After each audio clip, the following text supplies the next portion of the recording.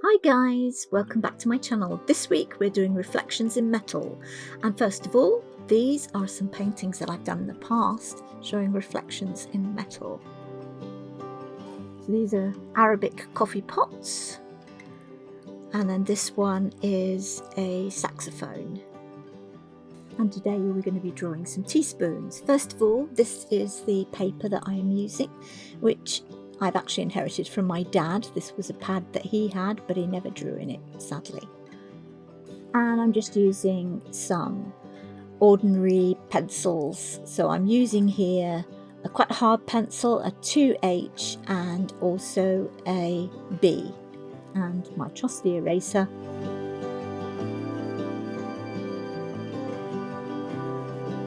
And this is just cartridge paper, this pad.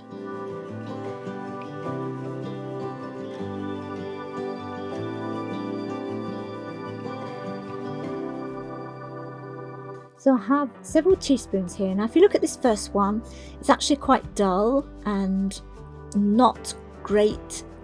It doesn't show great reflections, so I'm not going to use that one. This one's better, but I found a much shinier, newer one, which is the one that I'm going to use. So I'm going to be using this small teaspoon or coffee spoon. Now with a teaspoon, you can use either the concave or the convex side. I'm actually going to show you both. The concave side is the one that goes inwards, and then the convex one is the one that goes outwards. So first of all, we're going to start with this. Now I have a slightly different view to the one you have from the camera, so my reflections will be slightly different to the ones that you are seeing from the camera view. But I'm drawing this one from life, I'm not drawing it from a photo. With metal or anything in reflection, what you really are drawing is a very abstract form, particularly in the case of a spoon, which is deformed by the concave angles or convex angles if you're drawing the other side. So when you look at it, don't think, oh yes, I can see the reflection of, well, in my case, my tripod and my camera. Just look at the lines and just draw the lines. Draw what you see, not what you know is there, which is always a good mantra for any art.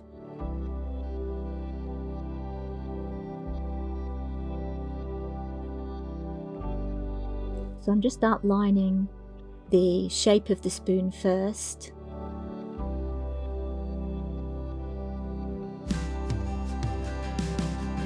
Because if you haven't got the initial shape right, then it doesn't matter how good your shading is, it will always look wrong. So you must have the initial shape correct, or as near correct as you can get it. And that's important with anything. Get your bones, if you like, your skeleton, drawing correct first, and then worry about the shading. And I'm also drawing the shadow. Again, the shadow that I see is slightly more elongated than the one that you will perceive from the camera angle.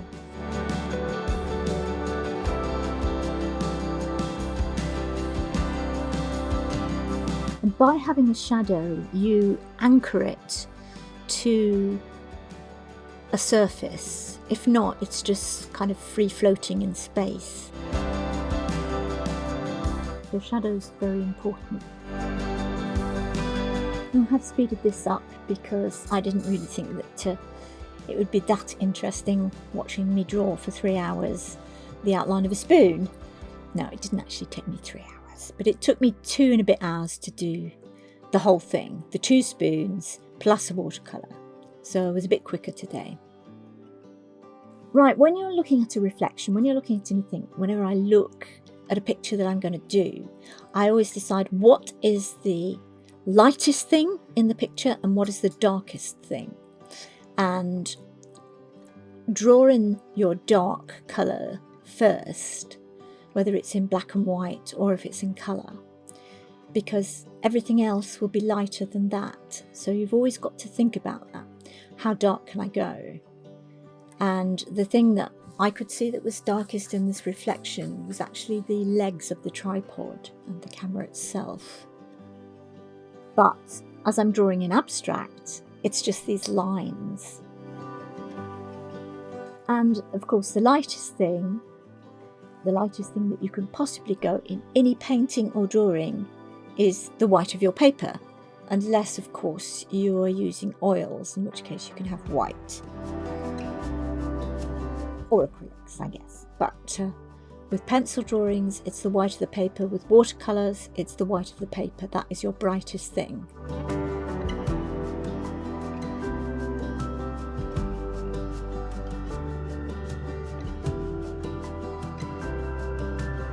And again, I'm going to reiterate the fact that my viewpoint is not the same as the camera's viewpoint. It does look slightly different angles to the reflection that you are seeing on your screen.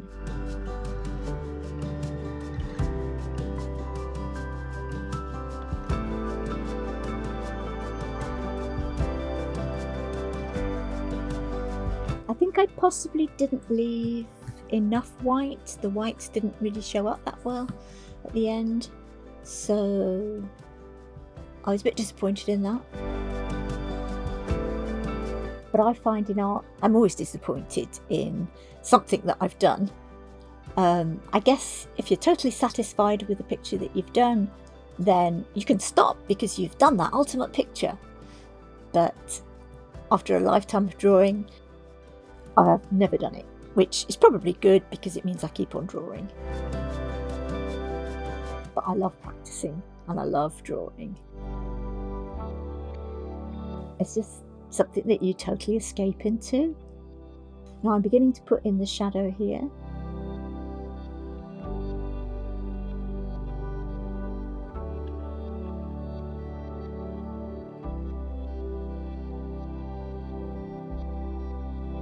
And I often, when I'm doing a drawing or a painting, I will listen to an audiobook, which is one of the reasons that I do my voiceovers afterwards, not at the time.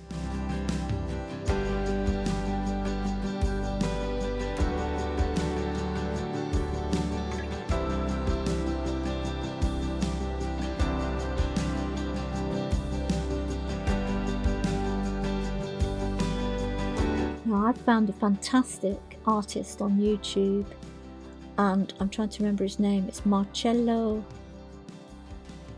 Bergiami or something. And if you want to see his drawings in metal and glass, absolutely stunning. I will leave a link to his video channel below because he is just amazing. That's the concave version. So now I'm going to draw the convex version, which is the teaspoon the other way up.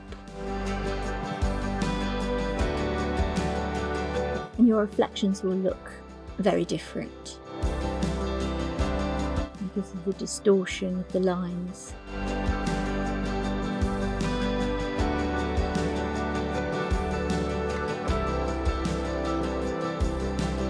There's also an interesting bit on the back of the spoon, which is the writing. I can't remember what it said. Probably made in China or something. But it's just the way you can depict that on your drawing, which gives it a little bit of interest.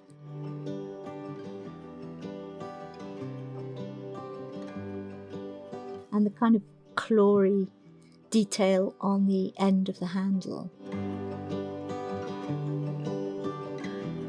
Because I could say, well, it's the hallmark, the silver hallmark on my spoon, but these are just cheap spoons, so unfortunately there's no hallmark on it.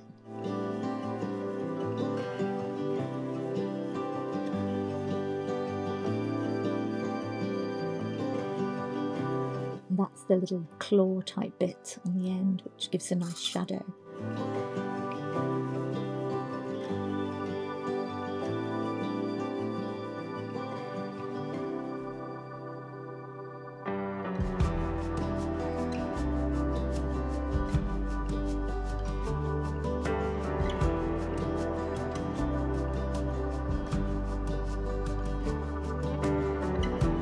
again looking at what is the darkest bit, and the darkest bit of the spoon is probably where it meets the surface that it's resting upon, and that bit of shadow will be the darkest bit of shadow. The shadow is not the same all the way through, because where the spoon is actually raised up from the surface, the shadow is slightly lighter.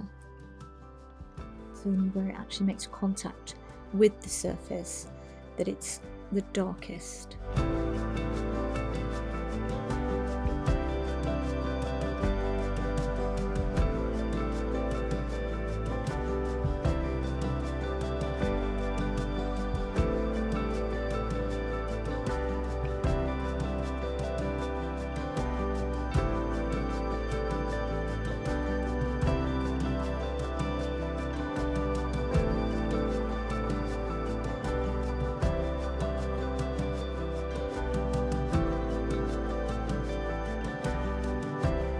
I know when I was drawing the first coffee pot that I showed in this video, I started to draw it, and I can remember I went to bed at the end of the day and I thought, well, what I am drawing is just blocks of colour and it looks really odd. But the next day, when I came back to it and started to do a little bit more, I thought, oh, this abstract design is actually making it really look like shiny metal, and I was so pleased. And the same with the saxophone. When I looked at that afterwards, I could actually see the reflections of the plants growing on my deck, because I drew it outside, and so from my point of view it was quite fascinating. Kind of a memory of where it was that I was drawing this saxophone.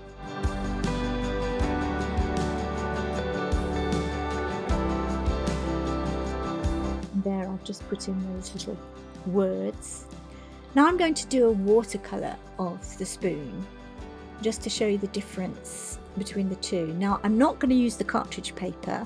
I've got some special watercolour paper here, because it won't paint really nicely on the cartridge paper.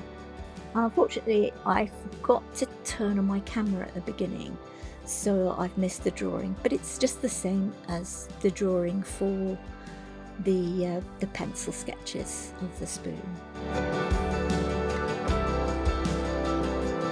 I did add some masking fluid just to the white bits so that I reserve those on the paper. So if they look a bit blue, that's because it's got masking fluid on it, but once that's rubbed off, the white will show through of the paper. Masking fluid, in case you haven't done any watercolours, is a rubber solution which you paint on and leave it to dry, and then when you paint over the top of it, it stops the paint going through to certain surfaces, and then at the end you rub it off and you have the white paper left behind. Because if you draw with white paint on watercolour, it never ever looks right. It just looks chalky and messy and muddy. So it's important to preserve the whites with watercolour.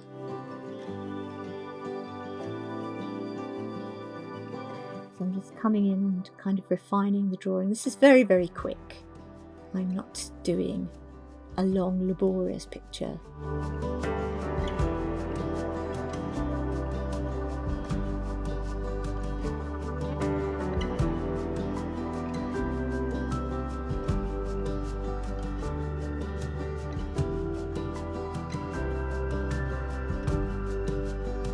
Here, putting in the very dark bits.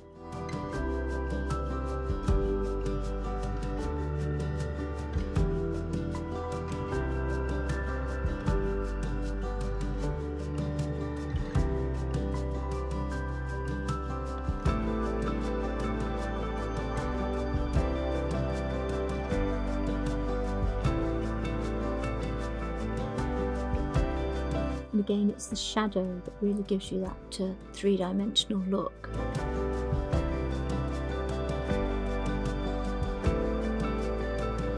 And I just looked up the YouTuber who does the fantastic three-dimensional metal and glass paintings, and his name is Marcello Barenghi, and I will leave his name written down below so you can look him up if you're really interested in drawing metal and glass. Now, putting the really dark bits in that really makes it pop kind of off the page a little bit, which is the effect that you're trying to achieve. So just a few last finishing touches, and then I'm going to erase everything, all the construction lines and also the masking fluid.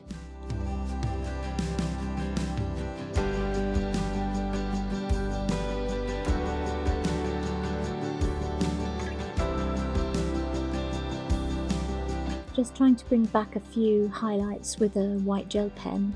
Never as good as leaving white paper though.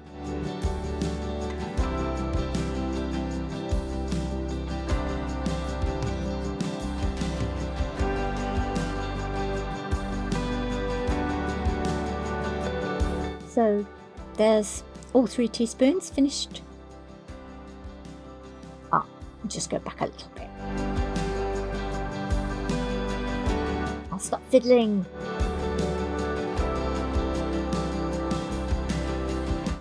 I obviously thought that I hadn't made the darks dark enough to make it pop, so hence I go back into it.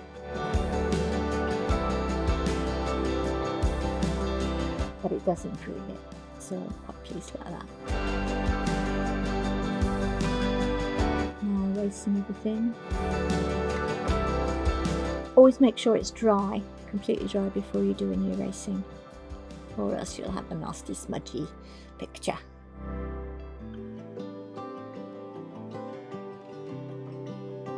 So I hope you've enjoyed today's video, and if you have, please like, share and subscribe to see more. In a moment I'll show you the finished pictures.